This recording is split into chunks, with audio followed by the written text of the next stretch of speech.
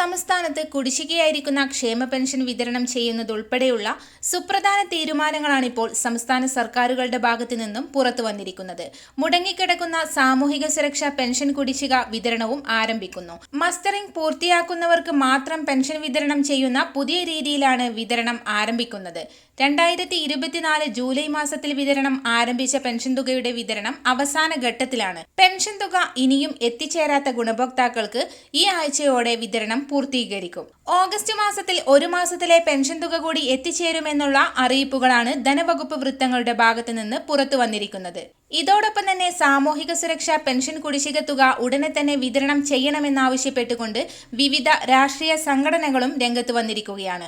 Pension കുടിശ്ശിക തീർത്ത് വിതരണം ചെയ്യുന്നതിലേക്കായി കൂടുതൽ തുക അനുവദിക്കണമെന്നാവശ്യപ്പെട്ടുകൊണ്ട് സംസ്ഥാനം കേന്ദ്രത്തിന് കത്ത് നൽകി കഴിഞ്ഞു. മസ്റ്ററിംഗ് പൂർത്തിയാക്കിയവർക്ക് മാത്രമായിരിക്കും പെൻഷൻ വിതരണം. 2024 മസ്റ്ററിംഗ് ആണ് ഇപ്പോൾ സജീവമായി നടക്കുന്നത്. ഈ മാസം 24 വരെയാണ് അതിനുള്ള സമയപരിധി അനുവദിച്ചിരിക്കുന്നത്.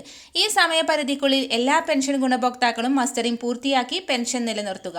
വരും ദിവസങ്ങളിലെ വാർത്തകൾക്കായി ഈ ചാനൽ സബ്സ്ക്രൈബ് ചെയ്യുക.